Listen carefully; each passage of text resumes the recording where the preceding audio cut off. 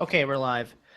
You know what? You know what, YouTube? You know what, to the people out there that want to keep us down? Fuck off, please. Sorry about the technical issues, folks. I don't know what's going on. The internet's being a bitch. So, oh, say something, Kevin. Yeah, just a tiny bit of a bitch. Yeah, Uh, so this honest to God does not happen often. So yeah, I don't know what the hell is going on. So, yeah, first Kevin's internet was going out. Then my internet started to basically start pooping out on me. So yeah. okay, all right. And, Anyway, and back to I the checked, point.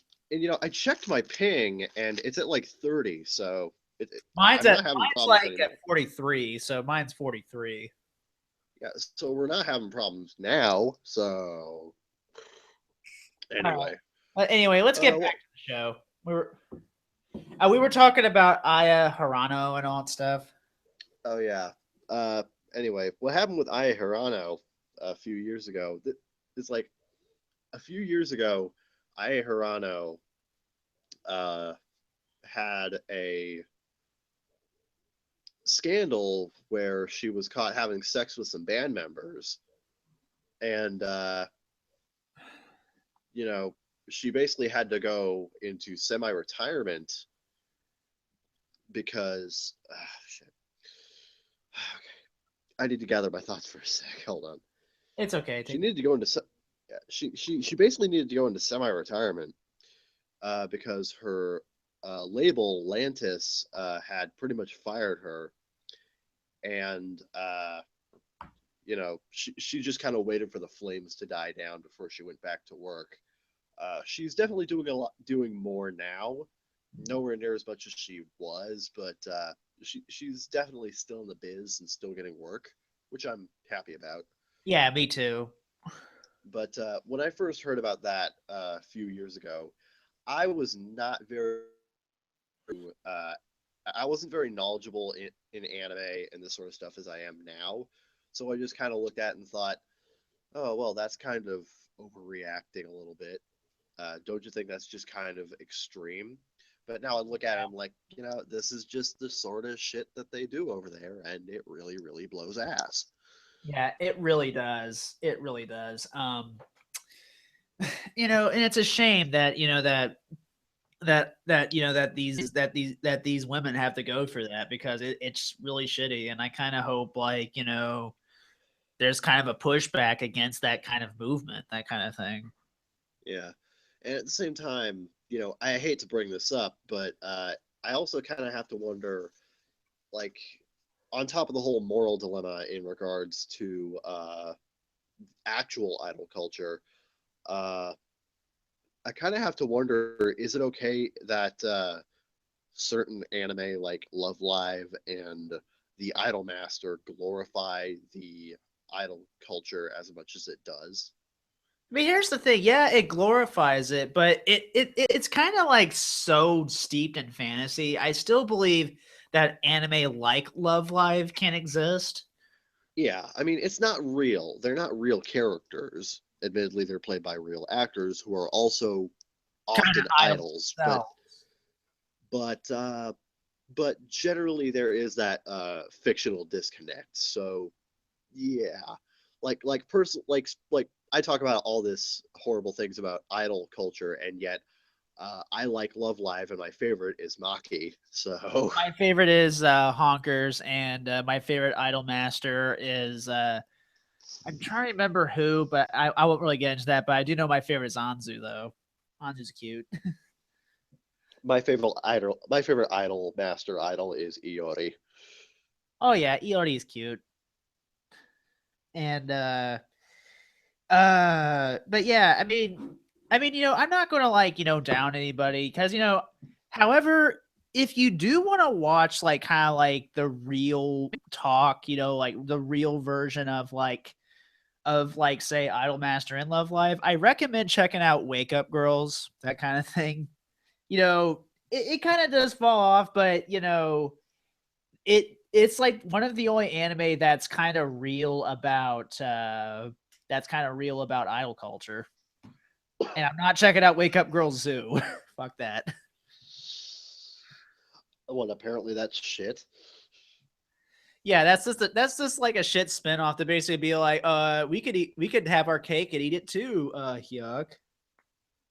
Yeah, no, you went with one thing. Don't backpedal now. Yeah, that's what, and it kind of, in a sense, kind of betrays basically what kind of made Wake Up Girls. It portrays the intent of the original, so yeah, Yeah, it betrays it. Yeah. I can understand that.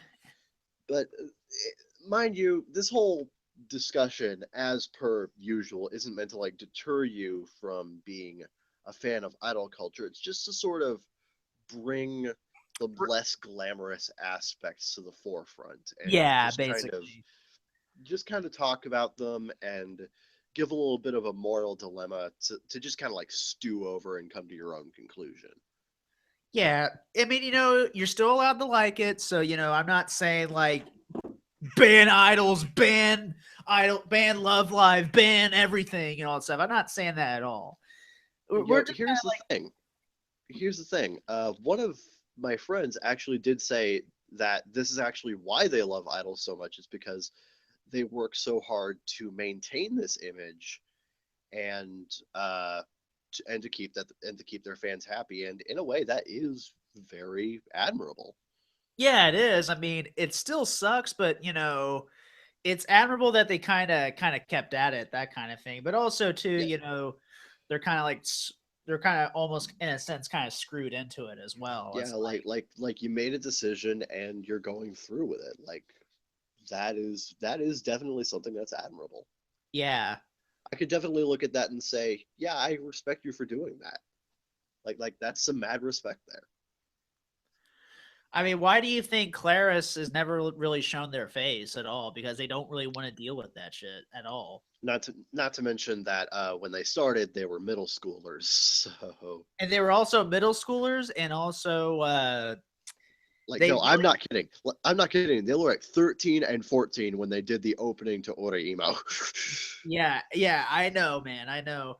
And they really liked their work, and like a record label picked them up, and I don't know if we'll ever see their faces. I mean, personally, I think they did say the reason why they don't want to show their faces because they want to kind of keep a low profile, and they want to kind of keep with their studies, and I feel like that's kind of admirable Yeah, right there too. and I also do have to, and that also make, and the way that Claris goes about it makes it a little bit easier to walk away from it because I believe Clara actually, Clara showed her face.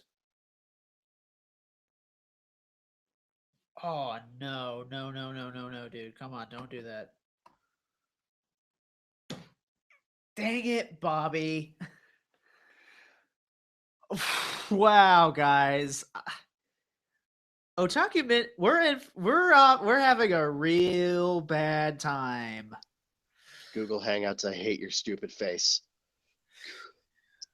Anyway, you were saying something about Clara. Go on. Yeah, I'm not sure if it was Clara or Alice, but one of the members of Claris actually did quit and went back to like their regular school studies, and they've been replaced by someone else going under that under the Clara or Alice name.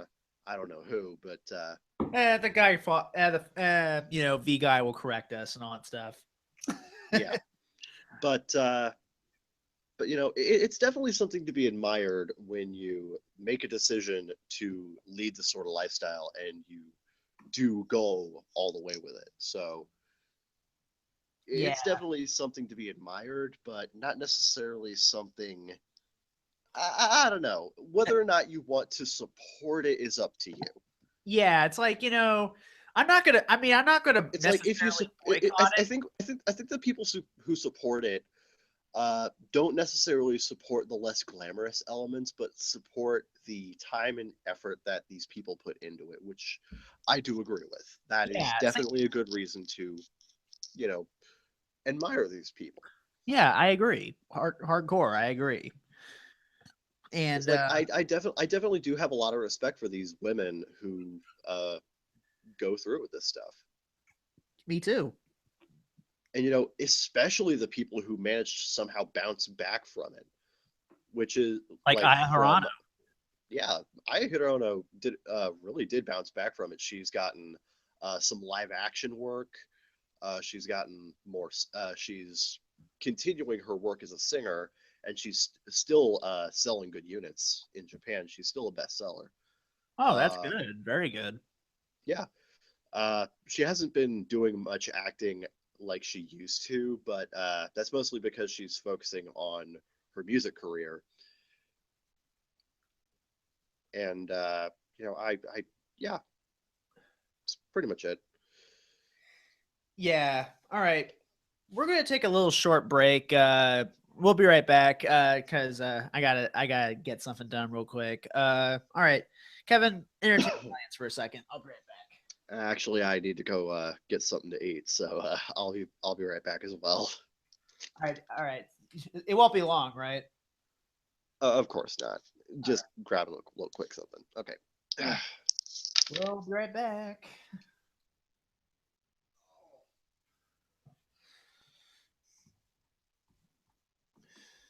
Okay. It.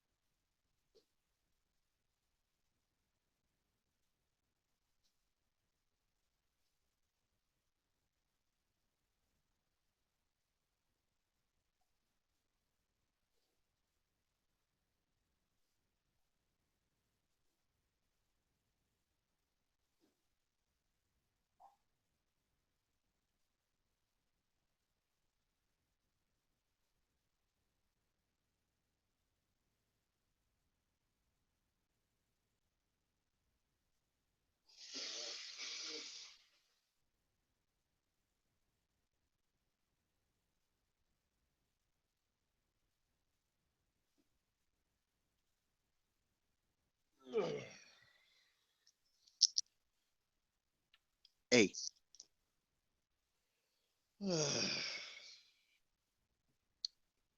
Apologies, guys. I just had some like really unenviable acid reflux, so I'm good now. Just waiting on my host.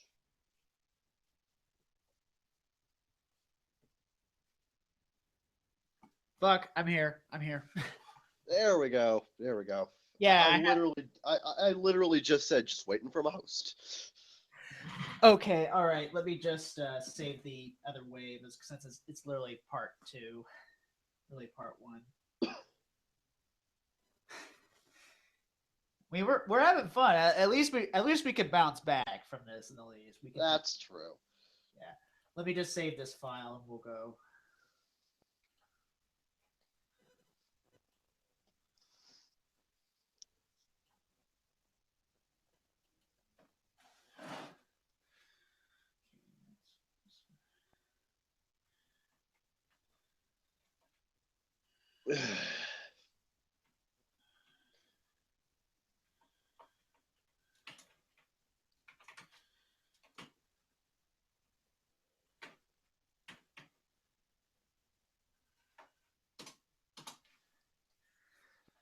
Okay.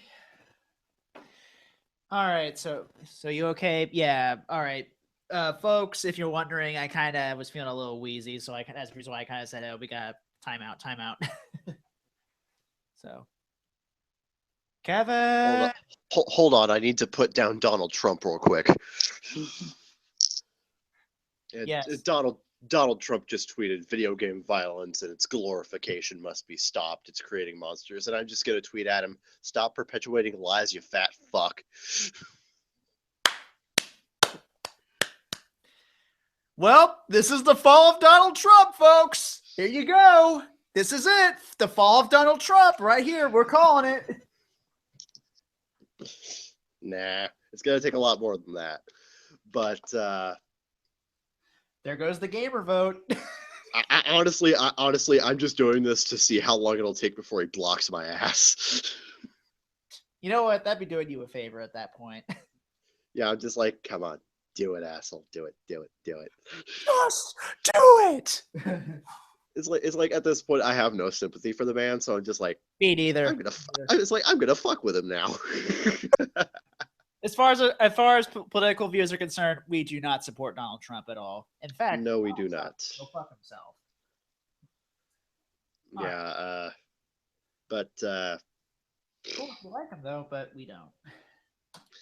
uh, moving along. All right, let's. All right, all right, Moving along at the speed of 30 megabits per second. all right. At 5 centimeters per second. Uh, All right. Ready in 3, 2, 1. Welcome back to Otaku Midnight, and this segment, what are we going to talk about, Kevin? well, Okay. All right, can I start the? Are we going to get to that topic, or you still have something else to say about idol culture? no, pretty much done.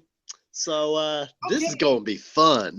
Okay, all right. I kind of want to start this off because so Sunday night, I watched a silent movie that kind of like set off the the sci-fi genre as kind of like as we know it today for the most part, and like and how it kind of mostly influenced most sci-fi and even laid down a manga by Osamu Tezuka.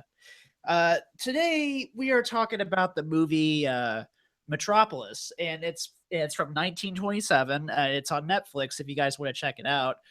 It's exactly how it's spelled, and it's a and it's a German silent movie. It's black and white, and all I gotta It, say is, damn, I am glad, Kevin, that you told me about this movie. it Okay, is, I've known about it for years, but see, I'm really glad I had my chance to see it now. yeah, out of all the silent films I've seen, it's by far my favorite. Just for its artistic merit and its visuals, because there are some gorgeous visuals in this film, and there's just a shit ton to dissect as well, which is why we're talking about it here. Yeah, okay. Do you want to do like a quick like spoiler? Let's do a quick free spoiler free kind of like as a spoiler free kind of rundown of it, and then like All right. it.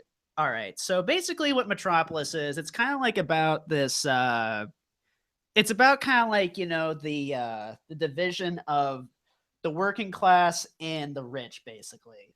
Like it's kind of like it's set in a little bit of a dystopia, and it's set 100 years after 1927, which is 2027, if you can believe that.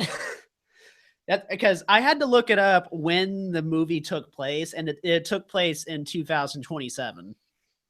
Though admittedly there are differing reports as to what year it takes place in. Some Oh, say it takes place. where are the other It, reports? Say. it like one of them says it's the year 3000, another one says it's like the year 2000. It's very much dependent on uh personal. It Personal, seems to be personal. dependent on personal preference. So aside Yeah. from that, though, Aside from that, though, yeah, it basically takes place in 2000. 2027 or 3000, 2000, or however you want to say. Basically, I think the summary to this movie has been lost. So that's all we know. So, okay. So basically, it's basically about that. And basically, there's this guy. I'm blanking on his name right now. It was Freder. Freder. He kind of falls in love with a girl named Maria, who basically is kind of like the prophet who basically talks to these workers and kind of gives them hope and all that stuff. And And and sorry, I love this movie too. So, yeah, and through meeting with Maria and going down to the underbelly of the city of Metropolis, which is run by his father, Joe Frederson, he learns of the struggles between the working man and the disconnect with upper management, and yeah, he tries to work to reconcile the two. Meanwhile, there is a mad scientist named Rotwang who is creating a machine man, as he calls it, to stir dissent in the workers of the city. basically to promote Discord in a sense. And I don't really want to spoil what Machine Man does, but it's really really cool what it does. And that's basically the summary. And as a little bit of a spoiler free thought of it, I really really love this movie. This movie was beautiful. It was amazing. And after hearing some parts of the Marauder score, I definitely want to check out the Marauder version after this. I mean, the Yeah, original. the Marauder version is definitely worth checking out as sort of an alternative version of Metropolis, as well as to see the history of Metropolis's restoration as well as its preservation. Yeah, okay. I want to. Okay, basically, when the Because movie. because because the Marauder version was the first large scale restoration of the film. Yeah, before that, before. Okay, here's a little bit of a historical rundown of the movie. Okay, shortly after the movie came out in Germany in 1927, it was shipped over here, and most of the elements, like most of the theatrical elements, we will get into the spoiler part, were cut out for like stupid reasons and for like religious hangups over here. And Yeah, and due to numerous circumstances, two entire subplots have been lost ever since then.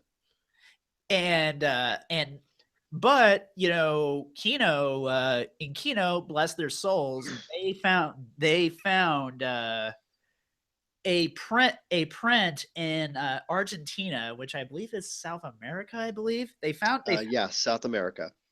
yeah, it's in South America. It was in South America. And they found like a nearly complete version of the movie. And It actually was the completed. It actually was the completed version of the film on a 16 millimeter reduction negative.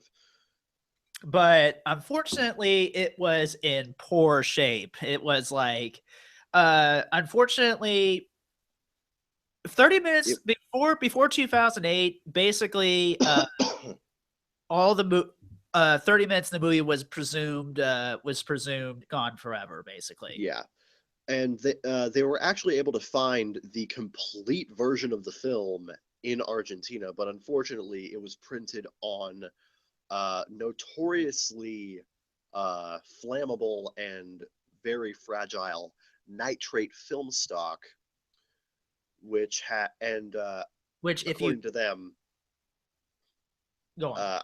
I do actually suggest looking up film restoration on YouTube because there is like a 27-minute documentary on YouTube going over film restoration and nitrate and how fragile it is and the history of it. Yeah, it And is. it's very fascinating. But basically, when they finally found the complete version of Metropolis, they were able to actually retain all but 5 minutes of footage, which is pretty friggin' phenomenal. Yeah, it's like here's the thing. Well, And the it's version and the version that is currently on both Netflix and Blu-ray is 99% complete. it's basically 99%, and it's all complete, and it's the original soundtrack. So the Marauder version, you might have to find the Blu-ray for that. Unfortunately, that's not on Netflix. That's that's not on Netflix, but Kino Lorber has released it on Blu-ray. Yeah, So that is also easily available. yeah, yeah. It's easily available, and I think as of hold up, as of Kino Lorber is actually having a sale, and it's on Amazon right now as of March 28th of today. March 28th, 2016. So if you're listening to this in the future, it's not happened. It's past. Sorry you missed out, Bucko. But Womp womp. yeah, basically, yeah, they're having a sale on that, and so if you can pick it up for under $20. So there you go. It's definitely worth checking out. Like I personally need the Blu-ray of it, but I have other things to do next month, so Yeah, I'm gonna have to get it when it's not on sale. yeah, Damn it.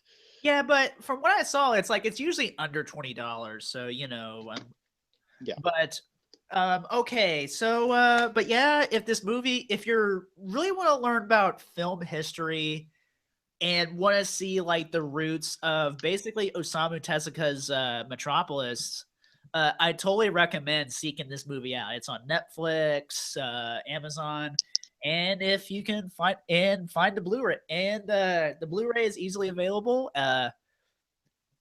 The restoration work is incredible, and the music is like absolutely, you know, compared to the Marauder version, if you love 80s synth, and if you love, and I especially recommend this. If you love Freddie Mercury that much, you'll like the Marauder version. Yeah, Freddie Mercury, yeah, and wasn't David Bowie in it too? Or I don't know. I'm gonna have to look that up later.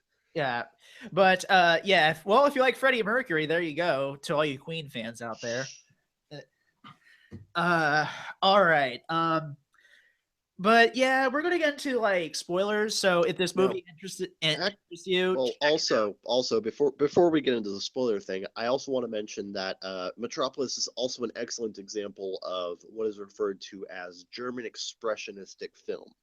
Yeah, explain some of that because we were talking about this last night. Yeah, German expressionism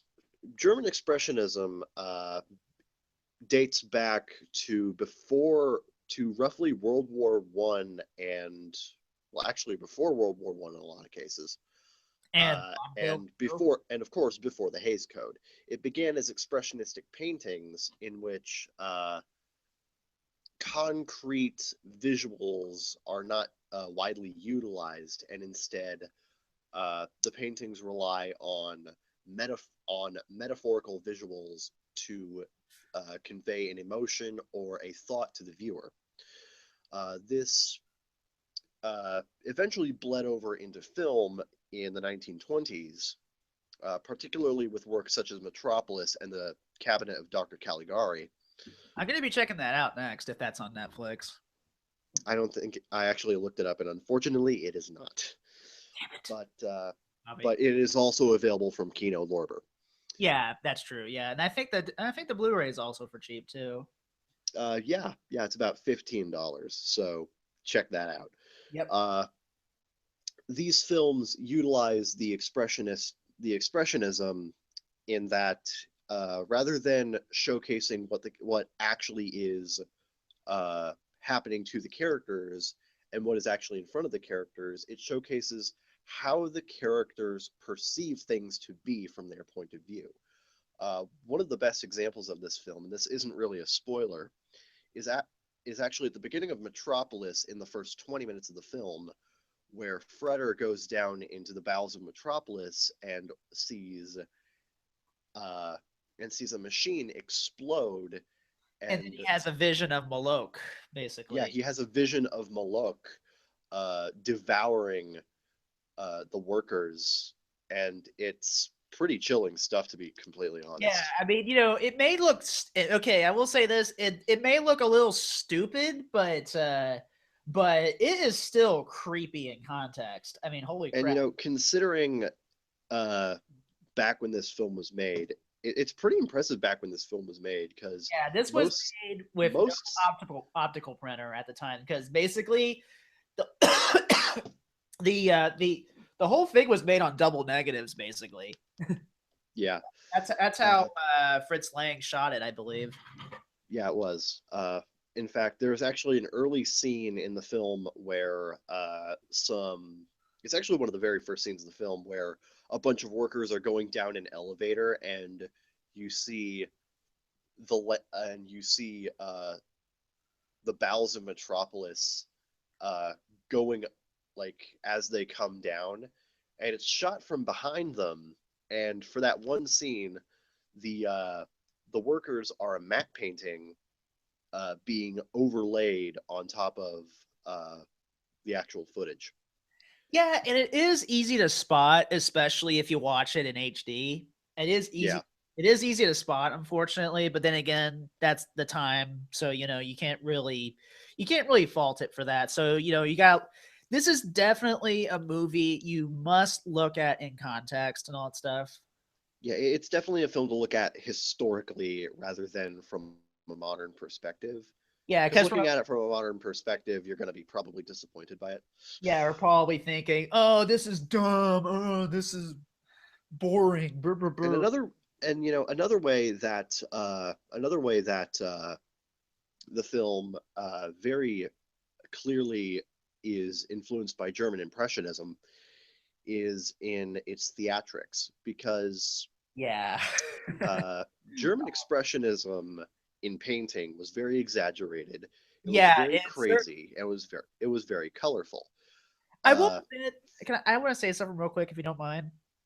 I will sure. admit there were some parts of the movie that felt really overacted, and even with me understanding that even with me understanding, this is before they kind of figured out how to dial it down for the screen. Yeah, That yeah. At some point, I was just like, Freder, stop hugging everybody you see. yeah, some parts was like, dude, are you? Wow, this is the first. Wow, could this be the first movie featuring a bi dude? Okay. It's implied that it's at the very least implied that Josephat might be gay, but Oh, you really? know, Really? yeah, because Josephat You is the talking only about the tall man or something like that? no, Josephat is the person whom Joe Frederiksen fired because he didn't uh, give him the news that he was supposed to give him, specifically the news of the explosion as well as the news of the blueprints inside of the pockets of his workers. Oh yeah, yeah, yeah. Okay, okay. That Yeah, actually makes more he's sense. he yeah. Josephat's the only person to actually reciprocate Freder's very touchy feely affectionism. Yeah, the movie And it does feel a little homoerotic in some areas, but and I'm not saying this to be, hey guys, gay people, am I right? But like bro, aren't you bi or something? yeah, but yeah, yeah, I am actually, but go on. but but yeah, the film very much represents the exaggeratedness of German expressionism in the acting, in that the characters, the acting as well as the writing, in that it foregoes traditional realistic writing uh, in favor of writing that directly conveys the thoughts and feelings of the the thoughts and feelings of the characters directly to the audience, as well as their acting very clearly showcasing what they're feeling inside. Which is why, of course, Freder is just falling all over everybody with his dramatics Yeah, because it's like because he's feeling so torn up inside yeah, because regarding all the stuff that's happening. yeah, because basically, and I, and I'm pretty sure someone's gonna be like, "Oh, stop going full Tumblr," but this is true. it basically he kind of realizes his privilege in a sense. Like, He does, yeah, because this is a good allegory on privilege too. It's like of coming to grips, with your privilege for the most part. yeah, it's actually showcased at the beginning of the film that Freder has lived a completely sheltered life. Yeah, He just he's lived in the upper echelons of uh, Metropolis in the new Tower of Babel for years at this point, his entire life. And while he is, uh, in a sense, in a garden of pleasures, he is exposed to the realities of the people working below and how dark and unidealistic things are. And he tries to become the mediator between the two. yeah, In yeah. fact, in fact, the epitaph of the film Oh, showcase are we in spoiler mode yet, or like? not quite yet because this is still at the beginning of the film. Okay, The because this Maria stuff because takes place a little bit later, like when he finally sees her in that chapel thingy. yeah, but but he tries to become the mediator between the two, and in fact, this is actually the entire message of the film. It's relatively simple, but it's a powerful message. The epitaph at the beginning of the film, before the film actually starts, reads, "The mediator between head and hands is the heart." Yep. Uh, anyway, so we can probably go into spoiler territory Okay, all now. right. So yeah, if you find this, if you're intrigued by this, stop listening to us and go and march over the Netflix right freaking now. So check it out. I think you'll like it, especially if you like, if you like if you kind of like robots and if you kind of like just if you just kind of want to see some really cool this seeing what how advanced that movie was for its time, because that movie is advanced. All right, so with that, so yeah, with that, I bel folks. All right, I believe we're in super. Metropolis. I believe Metropolis It influenced the movie adjust guy. like adjusted for inflation is actually one of the most expensive movies ever made. So Oh, really? Okay. it was certain. It's certainly one of the largest scale silent films of all time. I think it had like over 200 extras working on the film. Uh, Wasn't it like 200,000 extras though, like 2,000 extras or something like that? that yeah, that's right. It was somewhere in the thousands. Uh, Fritz Lang was hurting a shit ton of people at any rate. Oh, But yeah, he certainly was. All right. Anyway, it's spoiler time. It's spoiler culture. So let's go. I mean, I know it's 100. I know it's a 100-year movie, but this may be new to a lot of people. Maybe people don't know about it. So I'm being kind of considerate in that regard. So with that, all let's right. first And off, I want to. what better? And yeah. What better way to start off the spoilers by talking about what threw me off? Okay, so basically when Freder encounters Maria, and all that stuff. That yeah, that's the guy, right? That he was Yeah. okay. All right, all right. When he encounters like in that church and all that stuff underground to like when he was preaching the Tower of Babel, it's like, oh, this is wow. I was not expecting religion in my sci-fi. It's pretty amazing that the film is very heavy on religious subtext as well as symbolism, because on top of the vision of Moloch that Freder has at the beginning of the film at the factory explosion, uh, one of the most striking elements uh, of religious symbolism used in the film is actually when the Machine Man is created underneath an inverted pentagram, Yeah, it's basically the which satanic pentagram. Yeah.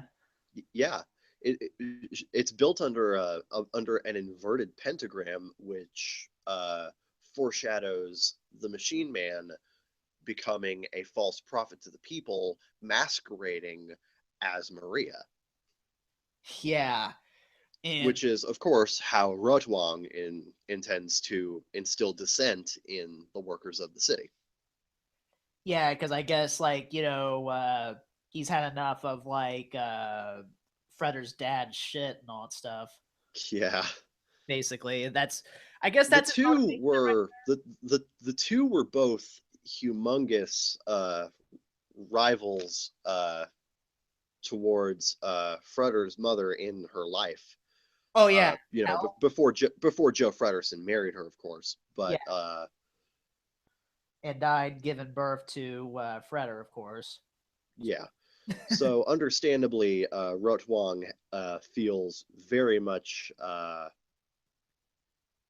sort of. I guess you could say he feels a bit slighted in a way because his love was taken away by uh, the product by the offspring of his rival. So So he like exacts revenge on basically he's on basically working to tear down what Joe Fredersen worked up his entire life to build. So in a way, by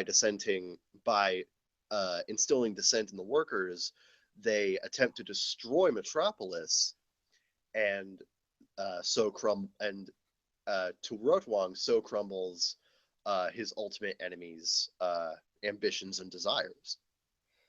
Yeah, and oh my god, the amount of like holy sh- Apologize if I'm waxing lyrical, but the movie just puts me into a mindset. yeah, So what kind of mindset is that, by the way? it's just a sort of mindset where I very deeply analyze the film in a very artistic manner, Yeah, yeah. Oh where no, I look at I the agree multiple with you. Yeah, where this I is look at the the movie multiple that's different for me acts. to be. It puts me in my intellectual uh, mindset, if you will. And whenever I'm feeling intellectual, I use those big words. Go for it, man. Go for it. Yeah. It's just something I do. It's second nature. But but yeah, and on top of the Machine Man being a false prophet, Maria is shown as as a Christ-like figure. Yeah, When there's a lot of basically in this movie there is a lot of there's Tower of Babel imagery and the basically Antichrist allegory and also Whore of Babylon out. Basically, Machine Man is kind of like the false prophet and also the Whore of Babylon too, if I'm not mistaken. yeah, when the way that the Machine Man works to instill dissent is to basically expose the uh, workers to. It's like she puts on a very sinful performance, to put it lightly. Oh, Uh, yeah. this is some pretty racy stuff for pre-code filmmaking. Yeah, Uh, it certainly is. like you look at this stuff and you're like, geez, you would never have been able to get away with this during the Hayes era. Oh, But hell fucking no. They would be like, "What the fuck are you doing?" but uh, but yeah, the Machine Man mask when she masquerades as Maria, who Basically, acts like, as basically acts as a stripper, is an allegory to the Whore of Babylon. yep, And if I remember correctly, there's also an appearance by the Seven Deadly Sins in the film. yep, yeah. It's very very super blatant about it, and even like Death makes an appearance too.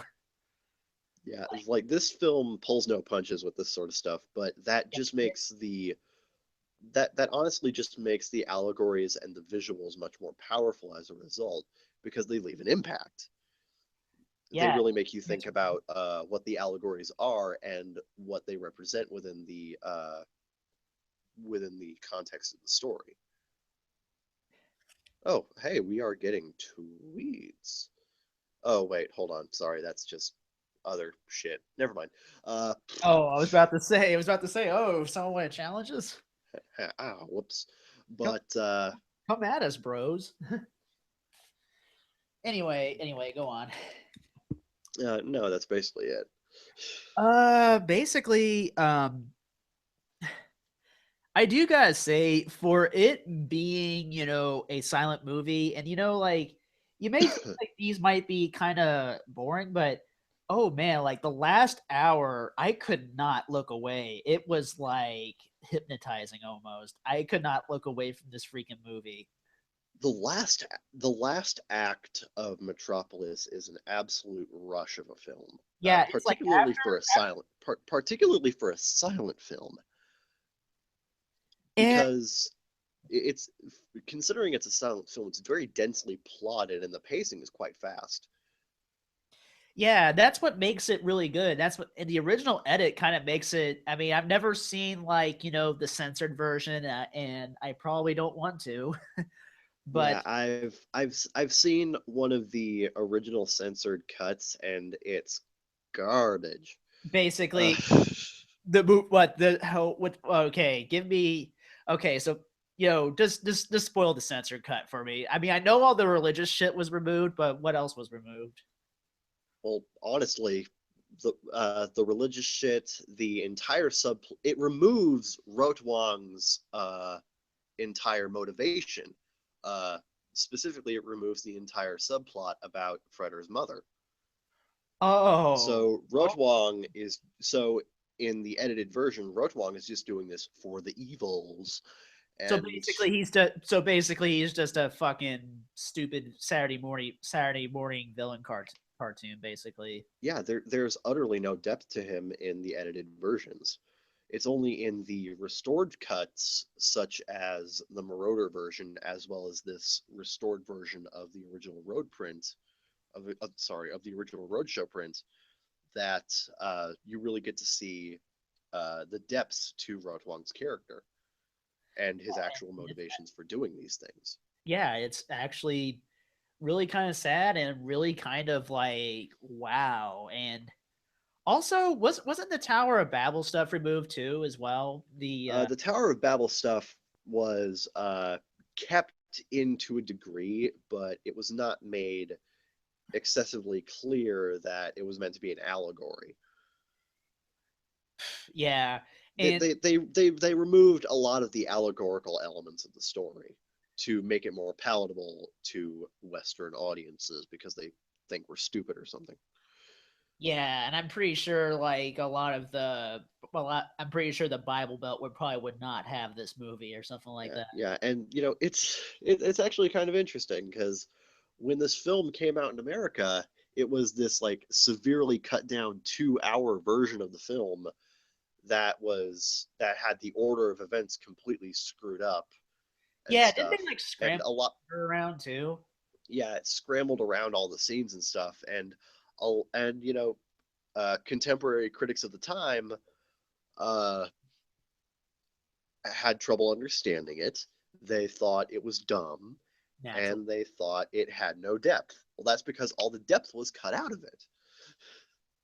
Yeah, because the workers in the censored version made because the workers are basically robots, basically. And you know what?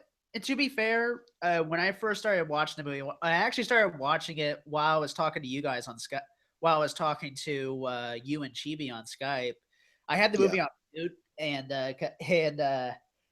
when I first saw it, about the music, when I was just talking to you guys, I thought the workers were robots, but I was still in the mindset of like, of Osamu Tezuka's yeah, Metropolis, because in the anime movie, the workers are all basically robots. yeah.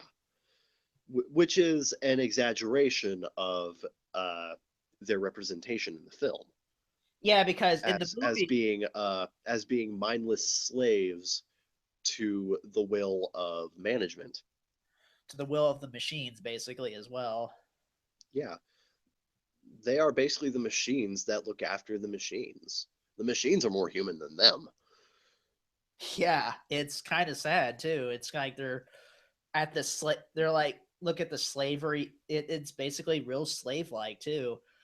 It uh is. One thing I really want to get into is the last act of the movie when like basically when the When fall. they just when the city starts getting fucked up real bad. Yeah, basically, like the basically evil machine man Maria basically just like tells them to like let the machines burn, let them die, let them starve, that kind of. So, so what they do is that they do not they stop they stop maintaining the machines, which causes a machine known as the heart machine to overclock, uh, and this causes a flood in the city. Yeah, And this basically the whole actually, entire worker that part was like, damn. I and really this actually brings up one of my favorite lines in the film. Because at this point, Joe Frederson is worried about his son and all that's going on because he's worried about my city's falling down, everything's in shambles, but where the fuck is my son? And he runs up to the tall man who's been trailing Freder this entire time, and he asks, like, tall man, where is my son? And the tall man just kind of looks at Joe Frederson because understand, throughout this entire film, the tall man has been seeing everything unfold. He's just been an observer this entire time, so he knows more than Joe Frederson does. And he's seeing this from a third party. So he's able to make his own conclusions, and he looks Joe Frederson in the eye and says, tomorrow, millions of people will wake up and say, Joe Frederson, where is my son? Which makes Joe Frederson realize, oh shit, I basic fucked up. yeah. It just gives this, it just brings this beautiful, my God, what have I done moment to the forefront. And really, it's the turning point of Joe Frederson's character in the film, Yeah, and where he realizes what he's been doing wrong and how he can fix it. But first, of course, he needs to find his son. But it's just it's one of my favorite moments in the film because you're just like, oh, that's just really bites deep. it really does, yeah. Another thing I really enjoyed about the final act of the movie was kind of like, it was real intense like throughout. You thought Maria, I thought the real Maria was going to get burned at the stake Yeah, because they wanted to burn Maria at the stake because yeah. of And you know, here's the witch at and the you know here stake, basically. yeah, and here's another thing about the tall man Uh-huh. uh regarding the restoration of the film. Yeah, that was taken, In yeah, the that was taken out, right? Yeah, most of the tall man subplot was completely removed. He only appears for a short time in at the beginning of the film and at the end of the film in the edited versions, but in the uncut version, what happens is that partway through the film, at the beginning of the film during the first half hour, Freder decides to replace one of the workers working a machine, and the worker has the designation of 11811. Which And is basically his twin brother or something like that. uh, I don't know. I'm gonna have to look that up. Oh, Uh, so it's it not just his brother. no. It just happens to be a worker that looks a lot like him, so it's easy for the tall man to mistake him for Freder. You keep talking. You there? I'm still listening. Go on. Okay. So what happens is that he gives 11811 a memo to go to the apartment of Josephat, whom, of course, Freder is working with to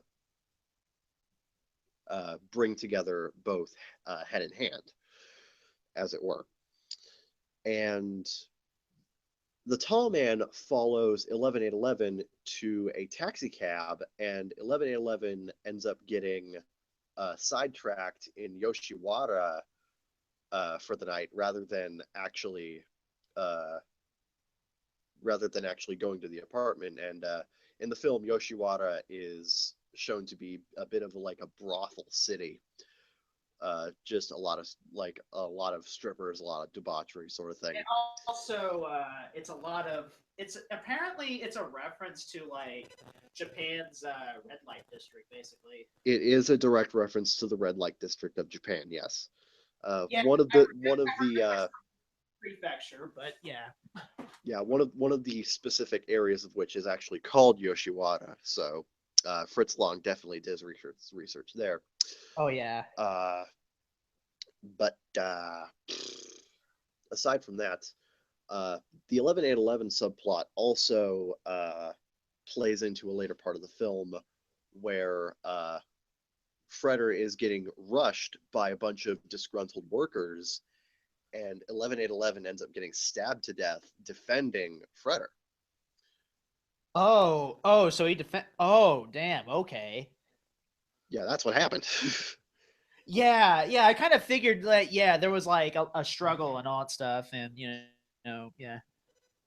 Yeah, Oh but man, uh, that yeah, part that was really intense. so if you watch the edited versions, then you don't really get the full impact of either the 11811 or the Tall Man subplots. So their ultimate scenes, 11811 defending Freder, and the Tall Man giving Joe Frederson a taste of his own medicine. Uh, those two scenes kind of fall flat in the edited versions, but they have the full impact in the roadshow print. The roadshow print, and what about the Marauder print? Oh yeah, I do the not. tall, I know the I tall man's version was like removed. I know like the tall man wasn't found at that time, so Yeah, the tall man subplot was not found at that time, so much like the other edited versions, it does fall flat in the Marauder version, yeah, which is a shame, but what which sucks because the tall man subplot is so good. it really is when he kind of found 11-8-11 in that hole or something like that. Yeah, Right? Yeah, but yeah, yeah. This is a really great movie, and what's one of your favorite scenes from the movie? We've basically gone over everything, so like, what scene really stuck out to you? what scene really stuck out to me was, of course, seeing. Because again, for me, the two scenes that stick out to me, like my two favorite scenes, are the factory explosion and the "Where is my son" scene. Yeah, my favorite was basically seeing basically Malok and all that stuff, and just seeing and also seeing the parts with the seeing the machine man come to life and all that stuff. There was Yes. Oh man, when you saw it come to life and all that stuff, like when he was doing all that science shit, which It, it's which is it's kind of mesmerizing to watch, actually. it really is. And I can because I think that was used in a bunch of bumpers. Like I think, don't quote me on this, but I think those have been used like in TV bumpers and all that stuff from like various stations of my childhood and all that stuff. Yeah, there were actually a couple of music videos that MTV used to run that heavily utilized those scenes from Metropolis. Yeah, and I could definitely see like probably like pictures of the Machine Man probably being used for like some sort of weird metal band or something like that. Like You're kind of quiet, man. oh yeah, for like kind of like as a hold up, let me turn this up. Yeah, as kind of like as a bit of a as kind of like as a it's kind of like as like a weird metal band that kind of thing, like for like that upside down stuff for that inverted pentagram and all that stuff. Yeah. That I did not see in any other of those because I remember I saw parts of this and I didn't really get into like my first experience with the movie. I've heard about this movie around, but I didn't really see it until like I saw a movie poster of it at the indie theater that my film teacher owns. What did the poster look like? Just wondering. The poster basically, it's basically says Metropolis, and it shows a picture of the Machine Man, and it's all in gold for the most part. The primary color is gold. Oh my God, that's a reproduction of the original Roadshow poster. Yeah, it's basically. I think it's. I don't think it's an original, but it's definitely not original. Yeah, But it's yeah, def. but that's a reproduction of the original Roadshow poster. It's yeah. Yeah, the primary color is gold. Yeah, if you're wondering, yeah, it's yeah. That's how I envisioned the Machine Man to look like, or gold, or kind of bronze. Like, even though it's just despite it being black and white. I've always kind of see it as basically the Machine Man being gold, like before From like the image of Maria was implanted, basically. yeah, from what I understand, the painting on the Machine Man was actually a bronze cast, uh, Oh, really? and the Machine Man costume was made of wood plastic.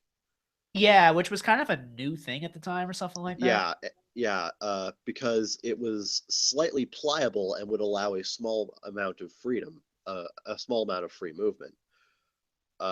Unfortunately, this did cause the actress for Maria to develop some nasty ass calluses, but Yeah, and also apparently didn't it like cause her to faint like in some scenes too? she almost suffocated in that thing during the burning scene. Oh, yeah. Yeah, back then safety was still kind of like safety? What's safety? Yeah, mind you, there was a film prior to this called Noah's Ark, which featured a large scale flooding scene that killed a number of extras, which did end up ushering in some very loose, some extremely loose Safety standard. safety protocols. But again, it was very loose, so It wasn't a until lot of the 50s that where they started like really kind of clamping down, or probably like the 30s or the 40s, I imagine. actually, it mostly wasn't until the 50s, but the So I 40s and was right 30s, the 40s and 30s definitely had their moments. Oh yeah, definitely. Because I remember. Particularly for the no, wait, sorry, that was the 60s. Never mind. I was going to bring up the creation of Gone in 60 Seconds 2, where about 40 minutes of footage was shot when a telephone pole fell down and crushed the director dead. Yeah, that was the 60s. Yeah, that's terrible. Yeah, Yeah, yeah, the silent era was definitely not too it was definitely like safety was definitely not in the conscience of a lot of people. Like, uh, I just realized when I mentioned the death of the director of Gone in 60 Seconds, I sounded a bit cheerful. He died. It's like they never found the body. No, they did. It's just it was not an open casket funeral. oh yeah, it didn't look. Anyway, back to the movie. Yeah, the movie by itself was really really great, and yeah, I mean, what more can I really say about it? Like my favorite scenes were definitely the last hour of the movie and just seeing, and one part I have like a favorite shot, like a favorite face shot when you see the false prophet Maria kind of like winking and she has like this real devilish smirk and all that stuff. Yes. I believe kind of influenced the Devil Homer seeing like the Devil Homer smirk in a sense. Well, I think it mostly all anime for the most part, but It could have. Like anime definitely does. I could definitely yeah, I could see a little bit of Metropolis. Metropolis's influence in Madoka actually, Oh, because really? then again that might just be because Madoka itself does take a lot from German expressionism. How does it take? How does it take from that? I kind of wish we brought Uh, well, for one thing, it does utilize a lot of German motifs, particularly the house. names and some design elements. Uh, and some elements of the visual design of certain scenes uh, works more towards visually showcasing the emotions of the individual characters rather than them just. And of course, the dialogue supports the visuals as well. The one scene that sticks out to me the most is the scene where Sayaka loses control and just completely mangles a witch, Yeah, that was completely in silhouette. That scene actually does take a lot from German expressionism. that's true. And you know what? I kind of wish I saw this movie sooner, so that way we could have kind of like injected that into the Madoka conversation. Oh well, regrets, That but know, eh, you know, it's definitely one of those hindsight's 2020 yeah, hindsight is deals. definitely 2020 on this. I mean, I'm still proud of that podcast. That is still one of my proudest. Abs- Absolutely, that's just A+ material there. Yeah, I mean, okay, but yeah, back to Metropolis. I am happy to have seen the movie, and I kind of want to seek out some other silent movies, especially from the one that you told me. The what was that again? The Cabinet of Dr. Caligari. Specifically, there are 4 dramatic silent films that I highly recommend: Metropolis, the Cabinet of Dr. Caligari, Nosferatu, and The Passion of Joan of Arc. The Passion of Joan of Arc, and I want to tell. And Nosferatu, I have had some experience with, mainly through Are You Afraid of the Dark, mainly, but Yeah, Nosferatu is a very early for film adaptation of Bram Stoker's Dracula, eh, but they changed the names and settings to avoid copyright issues. yeah, Of course, it didn't take. because Bram Stoker still alive at that point, or was that Bram Stoker was still alive, and his estate was still very heavily active in uh, clamping down on copyright. yeah, that makes sense. So It's well before. Yeah, yeah, it was well before it kind of hit public domain at that point. At that point, yeah. Nosferatu itself is actually in public domain, so yeah, Nosferatu, of course, also has a Blu-ray release from Kino Lorber. yeah, we're basically just pimping out Kino Lorber at this point. It's like, yo, Kino, we love your shit, man. Yeah, I almost tweeted at them today because I found their Twitter and I almost said thank you for restoring Metropolis. Yeah, I'm. Oh shit! Shoot me the link to that shit. Oh yeah, I'll definitely shoot you a link to that probably after we're done with this show.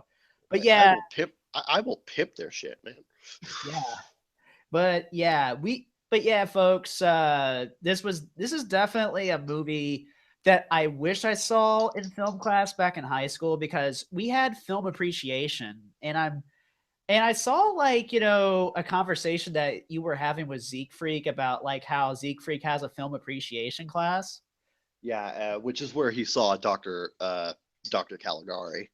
Caligari, and it was really cool that because I honestly thought like the film appreciation class that we had, I thought that was just some sort of weird like thing that because the high school that I went to was kind of an art school, Yeah, basically kind of like a not like a liberal arts school, but like it was very geared towards like the arts, like music, and of course film.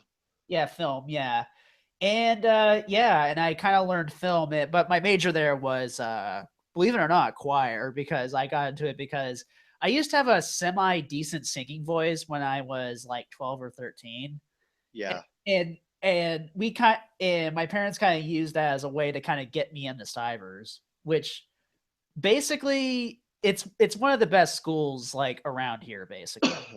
yeah, And I'm happy to have gone there because it yeah, made me very tolerant basically. yeah. I personally have a pretty good singing voice, but unfortunately, my voice is shit today. So And my singing no demonstrations tonight, people. Sorry.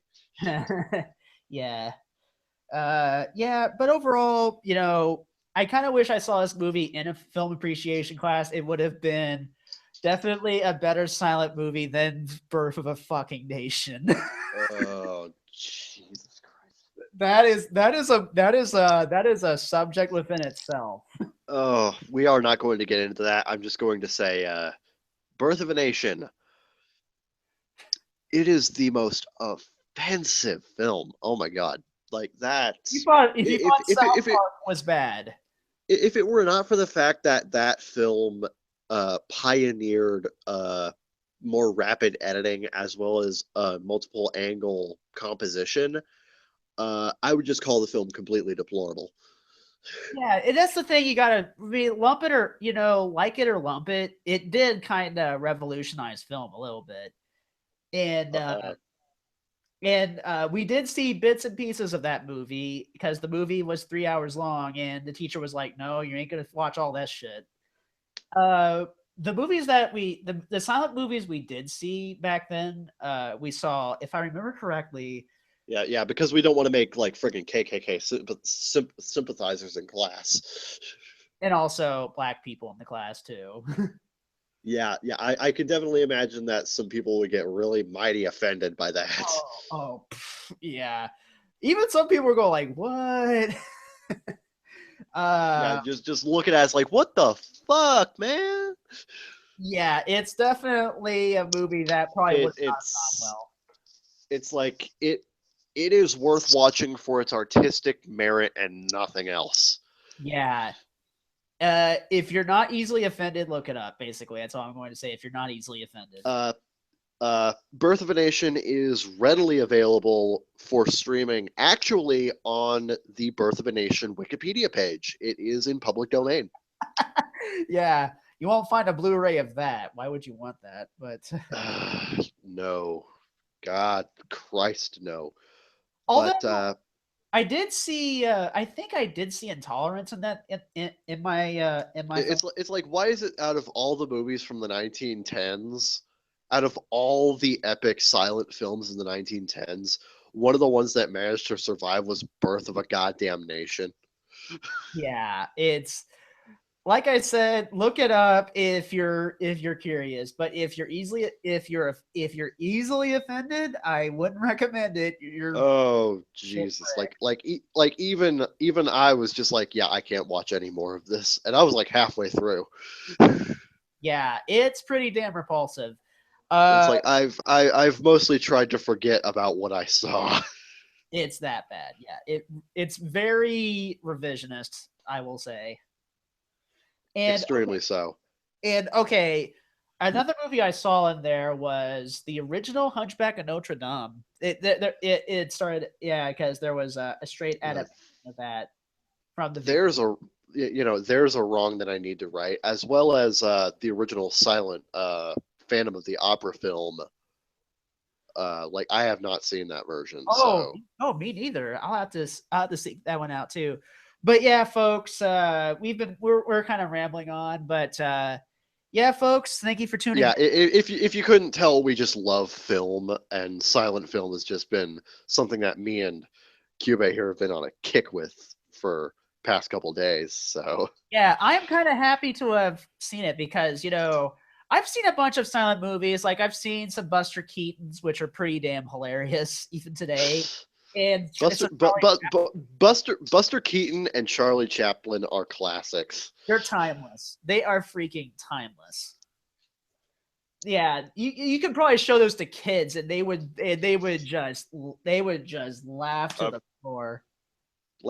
I believe some old Chaplin films used to play on Nickelodeon. So Yeah, and my dad's station back in the 50s, back when he was a kid back in the 50s, they would also play Buster Keaton shorts on like each Saturday morning cartoons and all that stuff. yeah. But it, Well, but yeah, folks. Okay, next episode, Kira Vincent Davis for real this time. For take real. they say third time's the charm. Let's see if that saying holds water. Yeah, let's just hope that something bad, misfortune won't fall upon us again. Hopefully. Yeah, I'm just praying to God it works this time. But it's really it's really such a sadness, but but what can you do? But yeah, guys, I hope you enjoyed us, kind of like rambling on for something like a little bit different. I felt like, talking about Metropolis was appropriate for this podcast because I know like most people tend to think that we're just anime, and all that stuff. I mean, I think it's kind of made evident that we're not just an anime podcast. We're kind of like a multifaceted podcast for the most part. We talk about anime, manga, and video games, and and a lot of other things, and in movies. in Like movies. we had like a friggin' Deadpool episode, so Yeah, so and there was in a sense like, if you're just tuning in and like you see otaku on the thing, like, oh, they're going to be talking about like anime and all that stuff. Here's the thing, anime. I mean, the word otaku is not an anime centric term. It's at least not in Japan. yeah, yeah. We're using the real Japanese. When we mean otaku midnight, we mean like the Japanese term for nerd, not for the American version, not for the Americanized definition, which is anime fan. So You can say that you can say that we're trying to justify shit all you want because honest to God, we probably are. But that's beside the point. We're yeah, right. The point is our justification is correct. but yeah, folks, that does it for us. I'm Cube the Third. I'm Kevin Faulkner as per usual. And you can always check out Kevin Faulkner on our sister podcast, Baka Gaijin Show. That's where Zeke Freak is now and all that stuff. If you miss Zeke Freak, you can listen to him on Baka Gaijin. Zeke Freak and his dulcet tones. Yeah, basically. And you can follow me on Twitter that Cube the Third. That is spelled KYUUBETHE 3RD. And you can email us at otaku midnight. That is spelled OTAKUMIDNITE at gmail.com. And that's really it. And you can follow us on Twitter, see Charmander K for Kevin Faulkner. And, Ayo. yep. All right, folks. Well, I hope you guys had fun, listening to us, getting super nerdy about silent film and all that stuff. And when October comes around, we may talk about Nosferatu. We're not sure yet, but we're not going to. We're probably just going to shoot the shit about it, and then probably just do another thing. But yeah, folks, that's going to do it for us. And even though a false prophet befalls us every time we say it, this is Otaku Midnight, second season.